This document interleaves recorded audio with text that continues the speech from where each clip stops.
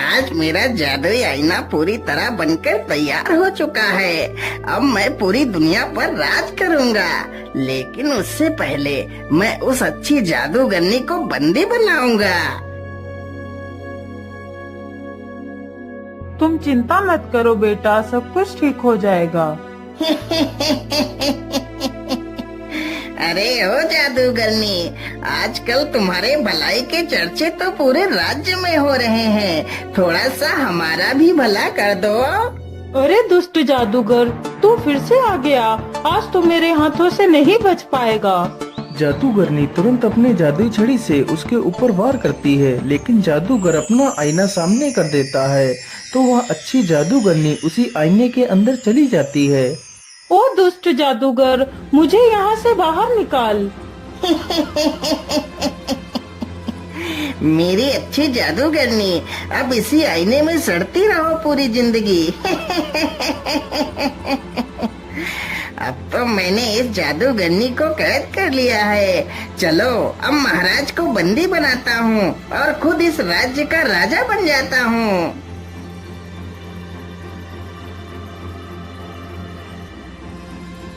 महाराज, पेश करता हूँ दुनिया का सबसे अद्भुत आईना। इसमें आप अपने आप को देखकर यह जान सकते हैं कि आप कितने शक्तिशाली हैं महाराज। हाँ हाँ जादूगर, क्यों नहीं, मैं इसमें जरूर देखना चाहूँगा आखिर मैं कितना शक्तिशाली हूँ। राजा चुपचाप आईने के सामने जाता है, तभी वह उसी आईने में समा जाता है। अरे ये क्या, महाराज तो आईने के अंदर चले गए।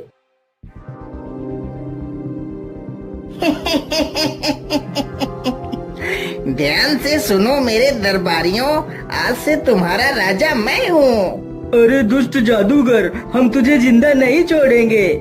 सैनिक जैसे ही आगे बढ़ते हैं, जादूगर उन्हें वश में कर लेता है। राज्य सभा में जितने भी लोग थे उन सभी को वह जादूगर अपने वश में कर लेता है।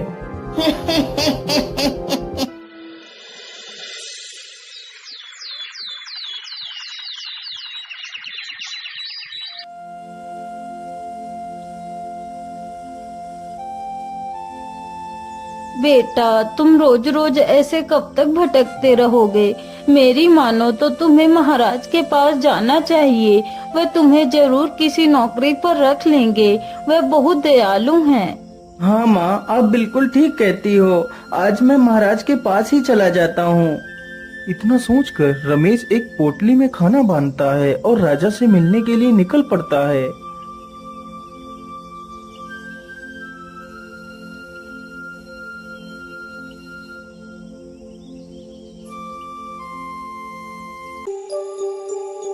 अरे कौन है तू और मुंह उठाकर कहाँ चला आ रहा है? मेरा नाम रमेश है और मैं महाराज से मिलने के लिए आया हूँ। महाराज से मिलने? लेकिन उनसे मिलने के लिए तो तुम्हें इस आईने के अंदर जाना पड़ेगा। लेकिन मैं कुछ समझा नहीं, आप क्या कहना चाहते हैं? मैं यही कहना चाहता हूँ कि मैंने तुम्हारे महाराज को बंदी बना लिया है और अब मैं खुद इस राज्य का राजा बन गया हूँ। वैसे तो मैं एक जादूगर हूँ। अरे दुष्ट जादूगर, तू मेरे महाराज को छोड़ दे, नहीं तो मैं तुझे जिंदा नहीं छोड़ूंगा। बेचारा रमेश जैसे ही उस पर प्रहार करने के लिए आगे बढ़ता है, तभी वह जादूगर तुरंत ही अपने आईने को रमेश के सामने कर देता है, तो रमेश भी उसी आईने में समा जाता है। अरे ये मैं कौन सी दुनिया में आ गया? लेकिन यहाँ पर तो कोई भी नहीं दिखाई दे रहा है। आखिर महाराज कहाँ पर हो सकते हैं? चलो सीधे ही चलता हूँ।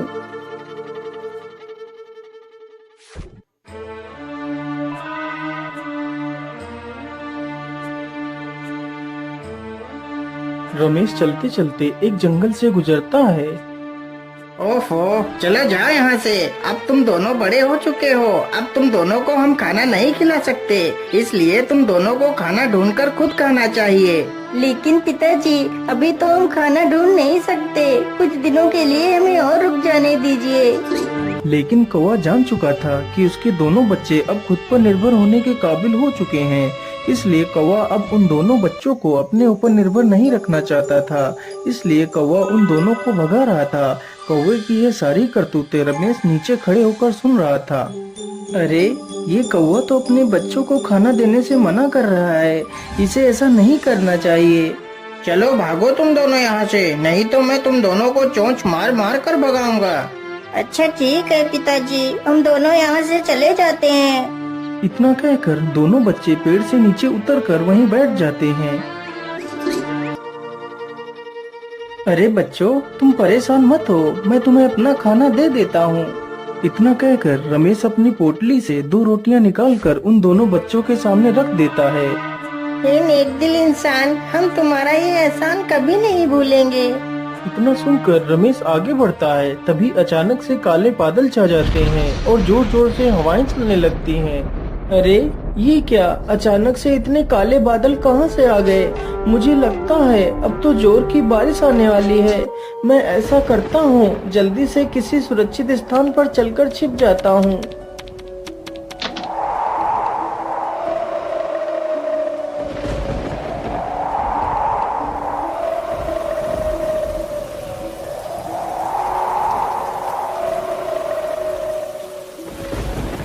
अरे उधर तो एक झोपड़ी है, चलो जल्दी से उस झोपड़ी में चलकर छिप जाता हूँ। रमेश जल्दी से उस झोपड़ी में जाकर छिप जाता है।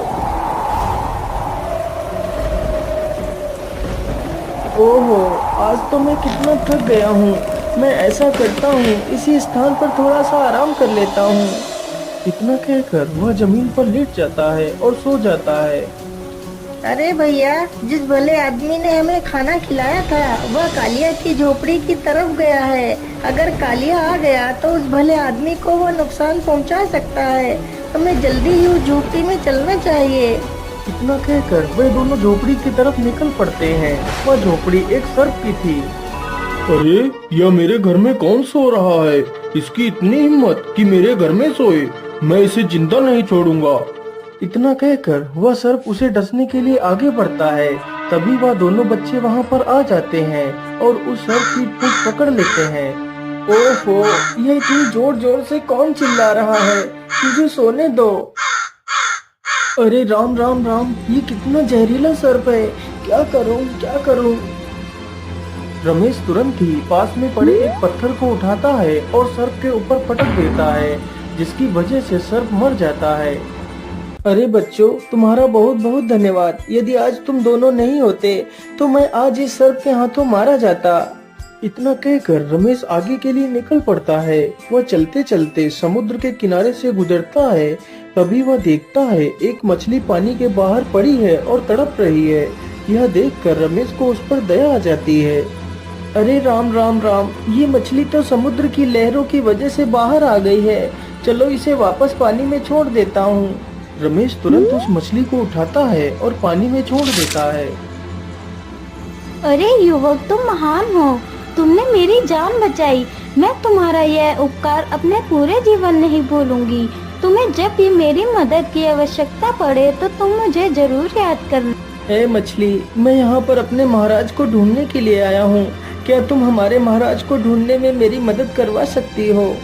हाँ हाँ, मैं जानती हूँ। तुम यहाँ से सीधे चले जाओ, वहाँ पर एक जादुई गुफा आएगी, तुम उसी में चले जाना। तुम्हें वहीं पर महाराज मिल जाएंगे। मछली की यह बात सुनकर रमेश सीधे उसी दिशा में चला जाता है।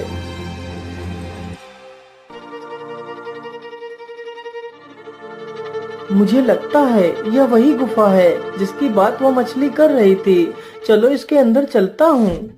रमेश गुफा के अंदर चला जाता है तो देखता है गुफा में कई सारे लोग बंदी हैं, जिसमें वह अच्छी जादूगरनी भी शामिल थी। महाराज, आप तो इस पिंजरे में बंद हैं। मैं आपको यहाँ से कैसे आजाद कराऊं? अरे बेटा, इस पिंजरे से आजाद भी होगे तो क्या, इस आईने से बाहर कैसे निकल पाएंगे? लेकिन आप कौन हो? मैं एक जादूगरनी हूँ। मुझे उस जादूगर ने धोखे से बंदी बना लिया है। हे जादूगरनी, क्या यहाँ से बाहर निकलने का कोई मार्ग नहीं है?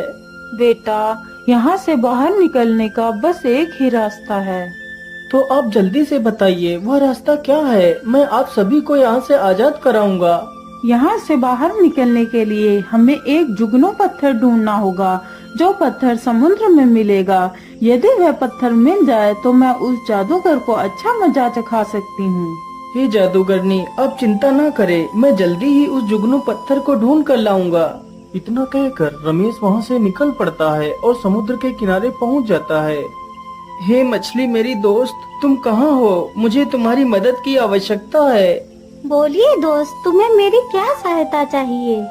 मेरी दोस्त, मैंने अपने महाराज को ढूंढ लिया है, लेकिन अब मैं एक चमकीला पत्थर ढूंढ रहा हूँ। यदि वह पत्थर मुझे मिल जाए तो मैं अपने महाराज के साथ साथ बाकी सारे लोगों की भी जान बचा सकता हूँ। अरे तुम चिंता मत करो, मैं जानती हूँ वह चमकीला जुगनू पत्थर कहाँ है। तुम यहीं रुको, मैं अभी वह पत्थर लेकर आती हूँ। मछली तुरंत पानी में जाती है और कुछ ही देर में वह चमकीला जुगनू पत्थर लेकर आ जाती है। जुगनू पत्थर देखकर रमेश बहुत ही खुश हो जाता है और जल्दी से वह पत्थर लेकर वहाँ से चला जाता है। ये लीजिए जादूगरनी, मैं उस जुगनू पत्थर को ले आया हूँ। जादूगरनी तुरंत उस जुगनू पत्थर को अपनी छड़ी से स्पर्श कराती है तो जुगनू पत्थर उसी छड़ी में समा जाता है तो वह और भी ज्यादा शक्तिशाली हो जाती है। जादूगरनी का पिंजरा अपने आप ही नष्ट हो जाता है। फिर वह सभी को आजाद करा देती है। अरे जादूगरनी, हम यहाँ से आजाद तो हो गए, लेकिन हम यहाँ से बाहर कैसे निकलेंगे?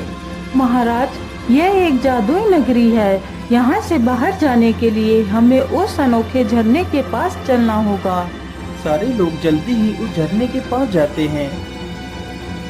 लेकिन यहाँ पर तो कोई रास्ता नजर नहीं आ रहा है।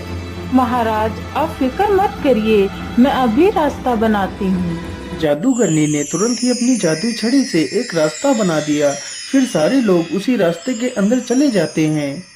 अरे ऐसे कैसे नहीं देगा? सैनिकों, तुम जल्दी से जाओ और मोहन को पीटते हुए मेरे पास लेकर आओ। जादूगर इतना कह ही रहा था कि तभी राजा और वह जादूगरनी तथा बाकी के सभी लोग उस शीशे से बाहर आ जाते हैं। अरे रे रे रे, ये क्या? ये सारे लोग बाहर कैसे आ गए? चलो कोई बात नहीं, बाहर तो निकल आए, लेकिन अब तुम लोग जीवित नहीं बचोगे। जादूगर तुरंत अपनी जादुई छड़ी से उन सब पर अपना वार करता है, लेकिन तभी वह जादूगरनी उसके वार को रोक लेती है। अरे मूर्ख जादूगरनी, तू मेरे रास्ते से हट जा। मेरा तुझसे कुछ भी लेना देना नहीं है। यदि तू मेरे रास्ते से नहीं हटी तो मैं तुझे खत्म कर दूंगा। जादूगरनी ने तुरंत अपना वार किया तो वह दुष्ट जादूगर एक तोता बन जाता है और एक पिंजरे में कैद हो जाता है। महाराज, अब ये दुष्ट जादूगर आपको कभी भी परेशान नहीं कर पाएगा।